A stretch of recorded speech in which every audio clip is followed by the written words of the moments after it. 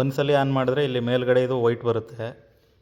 ಇದು ಆಫ್ ಮಾಡಿ. ನಾನು ನಿಮ್ಗೆ ಇವತ್ತು ಮಾಮೂಲಿ ಟ್ಯೂಬ್ಲೈಟ್ ಅಲ್ಲದೆ ಒಂದು ಸ್ವಲ್ಪ ಡಿಫ್ರೆಂಟಾಗಿರೋ ಒಂದು ಟ್ಯೂಬ್ಲೈಟ್ ಬಗ್ಗೆ ನಾನು ನಿಮಗೆ ಮಾಹಿತಿ ತಿಳಿಸ್ಕೊಡ್ತೀನಿ ಸ್ನೇಹಿತರೆ.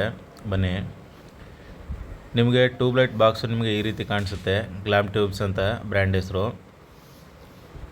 ಈ ಥರ ಪ್ಯಾಕ್ ಮಾಡಿ ಕಳಿಸಿದ್ದೀನಿ. ಒಟ್ಟಿನಲ್ಲಿ ತುಂಬಾ ಚೆನ್ನಾಗಿ ಪ್ಯಾಕಿಂಗ್ ಏನೋ ಐತೆ.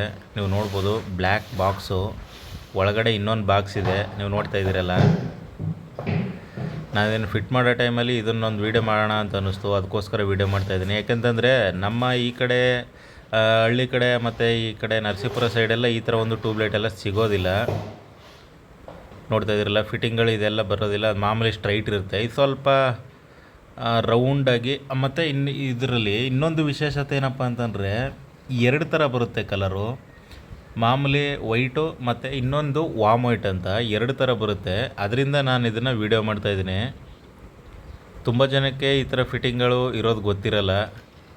ಗೊತ್ತಿದ್ದರೆ ತಿಳ್ಕೊಂಡಿರ್ತೀರ, ಗೊತ್ತಿಲ್ಲ ಅಂತಂದರೆ ತಿಳ್ಕೊಳ್ಳಿ ಸ್ನೇಹಿತರೆ. ಇವಾಗ ನಾನೇ ಎಲ್ಲನೂ ತಿಳ್ಕೊಂಡಿದ್ದೀನಿ ಅಂತಲ್ಲ, ನಮಗೂ ಒಂದೊಂದು ಐಟಮ್ಗಳು ತಗೊಳಕ್ಕೆ ಹೋದಾಗ ಒಂದೊಂದು ಹೊಸ ಐಟಮ್ಗಳ ಬಗ್ಗೆ ಗೊತ್ತಾಗ್ತಾ ಇರುತ್ತೆ. ನಾನು ಅದನ್ನು ನನ್ನ ಚಾನಲ್ನಲ್ಲಿ ಅಪ್ಲೋಡ್ ಮಾಡ್ತಾ ಇರ್ತೀನಿ.